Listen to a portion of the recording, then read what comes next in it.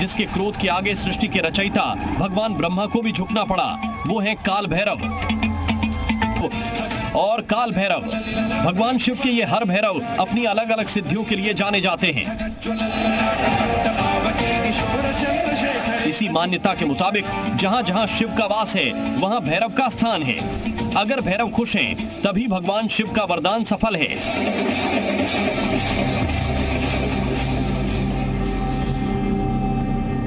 आपको ले चलते हैं महाकाल की नगरी उज्जैन से 102 किलोमीटर दूर एक ऐसे गांव में जहां भैरव भगवान कालेश्वर के रूप में विराजमान है।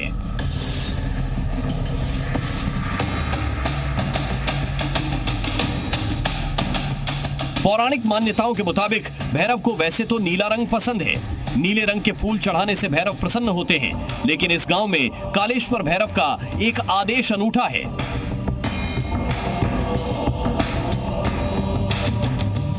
उसमें एक आदेश का असर तो आप इन तस्वीरों में भी महसूस कर सकते हैं। यहाँ किसी भी मकान पर कोई रंग नहीं।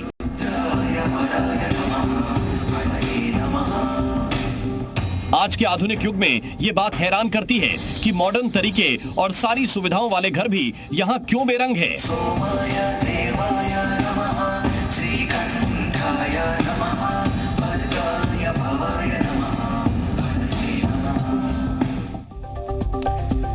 ये गांव है मध्य प्रदेश के रतलाम जिले का। जिला मुख्यालय से करीब 60 किलोमीटर दूर बसा कछालिया का पूरे इलाके में बैरंग गांव के नाम से जाना जाता है। इसी गांव में कालेश्वर भैरव का प्राचीन मंदिर है। मंदिर की मान्यता को लेकर गांव वाले इतने आस्थावान की कभी अपने घर पर रंग रोगन नहीं कराते, चाहे त्योहार हो, शादी ब्याह का मौका हो। पूछने पर गांव के पढ़े लिखे और नौकरी पेशा लोग भी कहते हैं कि कालेश्वर महाराज का आदेश है।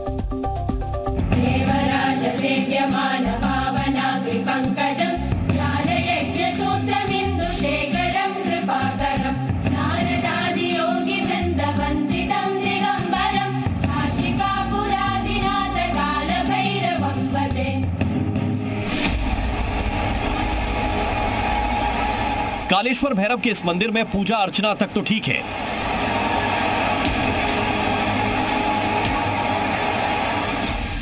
लेकिन खबरदार, गलती से भी भैरव के आदेश की अवहेलना की तो इसका अंजाम आपको नुकसान पहुंचाने वाला हो सकता है। रतलाम जिले के कचलिया गांव में कालेश्वर भैरव के कथित आदेश का प्रकोप ऐसा है कि इंटरनेट और स्मार्टफोन वाले युग में भी लोग हूबहू फॉलो करते हैं। इन बेरंग मकानों को देखकर आप क्या कहेंगे? यही ना कि मकान बनने के बाद इसकी रंगाई पुताई नहीं कराई गई है। लेकिन ये कोई संयोग नहीं, बल्कि कछालिया गांव में घर तो एक से बढ़कर एक बने हैं, लेकिन सब बेरंग। पूरा गांव आप अगर घूम लेंगे तो यहाँ कहीं भी आपको मकान पर कलर दिखाई नहीं देगा। जी हाँ, दिवाली का समय है, लोग अपने घर को रंग रोगन कर रहे हैं, सजावट कर रहे हैं, लेकिन ये रतलाम का कछालिया गांव है जहाँ पर रंग रोगन नहीं होता है। देखिए, ये एक अनूठी परंपरा है और इसके चलते जो है यहाँ पर इस तरह की बात मान्यता है कि जो मकान है वो इस तरीके से कलर नहीं हो सकते हैं। इस दिवाली पर ही गांव में सभी घरों में रंग बिरंगी रोशनी वाले बल्ब जले, आतिशबाजी हुई, लेकिन किसी घर की दीवार पर कोई रंग नहीं चढ़ाया गया। दिवाली की तरह होली और शादी ब्याह जैसे मौके पर भी यहाँ घरों में रंग रोगन नहीं कराया जाता। जबकि गांव में नौकरी पेशा, बिजनेस और संपन्न किसान सब तरह के लोग हैं। गांव में सारी आधुनिक सुविधाएं हैं, लेकिन नहीं है तो बस दीवारों पर रंग। जबकि कछालिया गांव के रास्ते में पड़ने वाले दूसरे गांवों में हर घर अपनी पसंद के रंग से रंगे पुते हैं, इसलिए हैरानी और ज्यादा होती है। गांव के दौरे पर यह पता चला कि सिर्फ रंग रोगन ही नहीं, बल्कि कई और भी चीजें हैं जो कछालिया के लोग करने से बचते हैं। आदेश नंबर 1, किसी मकान का रंग रोगन नहीं होगा। आदेश नंबर 2, मंदिर के सामने से कोई दूल्हा घोड़ी चढ़कर नहीं जाएगा। आदेश नंबर 3, कोई भी पानी छान कर नहीं पिएगा। कलर होते नहीं है यहाँ पे। क्या है ऐसी मान्यता?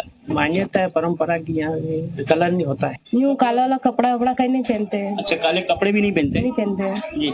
जूते कहीं भी नहीं पहनते। यहाँ पर कलर वगैरह मकान सजाना मेलना कुछ नहीं होता है। कुछ नहीं होता। मोजा नहीं पहनते, काले बूट नहीं पहनते, काले कपड़े नहीं पहनते। अगर कर लो तो क्या हो? तकलीफ आती। इस गांव की सरकार यही है। आसपास के गांवों की सरकार यही है। गांव के लोग ये कालेश्वर भैरव की ये 3 आदेश सदियों से आंख मूंद कर मानते आ रहे हैं। इसकी परंपरा कैसे शुरू हुई, इसे लेकर गांव वाले कहते हैं, कालेश्वर भैरव ने ये 3 आदेश सपने में दिए थे। इसी सपने के बाद गांव में मंदिर बना।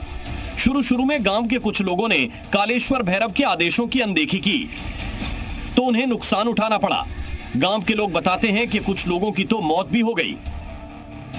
इसी दहशत की वजह से कचारियां गांव में ये प्रथा बन गई। लोग यहां शहरों में नौकरी करते हैं, पढ़ाई लिखाई करते हैं, लेकिन कालेश्वर भैरव के आदेश का रहस्य सबके जहन में जमा हुआ है।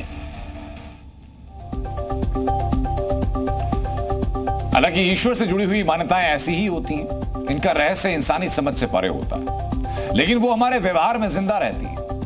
रतलाम जिले के गांव के बाद आपको एक ऐसे नगर में ले चलते हैं जिसके बारे में कहा जाता है कि इसे भगवान शिव के कहने पर विश्वकर्मा ने बसाया था। यूपी के जिले के का सतयुग से लेकर त्रेता और द्वापर युग के वैदिक इतिहास में जिक्र मिलता है। क्या है इस प्राचीन शहर का रहस्य, इस रिपोर्ट में देखिए।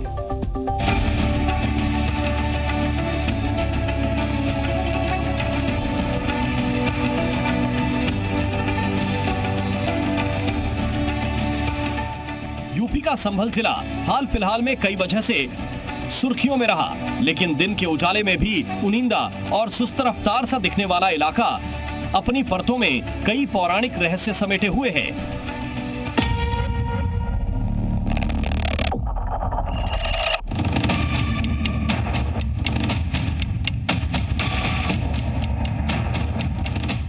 चलिए इसे समझने का सिलसिला इस कदम्ब के पेड़ से शुरू करते हैं। कदम्ब का यह पेड़ संभल के वैदिक इतिहास का अहम हिस्सा माना जाता है, क्योंकि कार्बन डेटिंग से इस पेड़ की उम्र 5000 साल से भी ज्यादा की आंकी गई।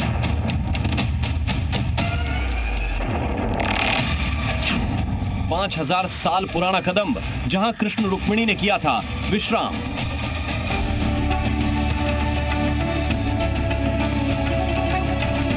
पांच 5000 साल बाद इस पेड़ को गोपाल तीर्थ के नाम से जाना जाता है।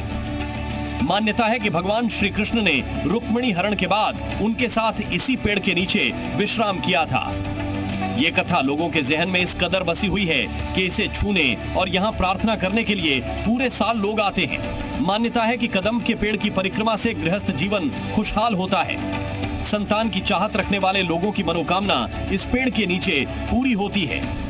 महाभारत काल के काफी पुरावशेष ऐसे हैं जो संभल के आसपास फैले हुए हैं। हमारे संग्रहालय में, हमारे पिताश्री के कलेक्शन में बहुत सारे पुरावशेष ऐसे हैं जो संभल क्षेत्र से मिले हैं और मौर्य काल से लेकर गुप्त काल तक के पुरावशेष हैं। शुंग काल, कुषाण काल, गुप्त काल और गुप्त काल के बाद के उत्तर गुप्त काल, तो ऐसे बहुत सारे पुरावशेष हैं। संभल में हर साल कार्तिक महीने में जो 24 कोसी परिक्रमा शुरू होती है वो इसी कदम्ब के पेड़ से शुरू होती है। 24 कोस में फैले हुए होने की वजह से इसे 24 कोसी परिक्रमा कहा जाता है। संभल के इस 24 कोस के इलाके में पौराणिक काल के 68 तीर्थ और 19 कुएं हैं, जिनका जिक्र 1000 साल पुराने नक्शे में साफ देखा जा सकता है। ये नक्शा संभल के प्राचीन कल्की मंदिर के महंत के पास है, जो ये बताता है संभल की विरासत कितनी पौराणिक है। ऐसे कृष्ण भगवान यहाँ द्वापर युग में रुक्मिणी का हरण करने गए। जब यहाँ वापसी में यहाँ आए थे तो कृष्ण रुक्मिणी कहा कि यूं क्यों लाए, तो कृष्ण भगवान ने मेन पॉइंट बताया कि कलयुग में मैं कल की अवतार लेके संभल में मैं आऊंगा। फिर यहाँ विश्राम किया तो ब्रह्मा जी को बुलवाया। ब्रह्मा जी को बुलवा के अपने नाम से गोपालेश्वर महादेव की स्थापना करी और एक तीर्थ बनवाया। ब्रह्मा जी ने देवताओं द्वारा ये एक रात्रि में दोनों बनाया। संभल में प्राचीन कल्की मंदिर के बारे में ये वैदिक मान्यता है कि भगवान कल्की का अवतार जिस संभल नाम के नगर में होना है वो यही संभल है। इस नगर का जिक्र त्रेता युग से लेकर द्वापर युग के वैदिक ग्रंथों में मिलता है। माना जाता है कि भगवान शिव इस नगर की रखवाली के लिए 3 कोनों पर खुद विराजमान हुए थे। संभल के पूर्वी कोने पर चंद्रशेखर, उत्तर में भुवनेश्वर और दक्षिणी में संभलेश्वर शिव का मंदिर आज भी इस मान्यता की पुष्टि करता है। संभल में कई स्थानों पर खुदाई के दौरान महाभारत काल के अस्त्र शस्त्र, मूर्तियां और तमाम वस्तुएं मिली है जो आज भी संग्रहालय में मौजूद हैं। हालांकि संभल की पौराणिक विरासत समृद्ध है, उतना ही खस्ताहाल दिखता है इसका वर्तमान। 2011 की जनगणना में ये देश के सबसे कम साक्षरता वाले इलाकों में शामिल था। आज हालात जरूर बदले हैं, लेकिन अब भी बहुत कुछ ऐसा है जिसे बदलने की जरूरत है। ये बातें जिले के टूर के दौरान तमाम लोगों ने कही।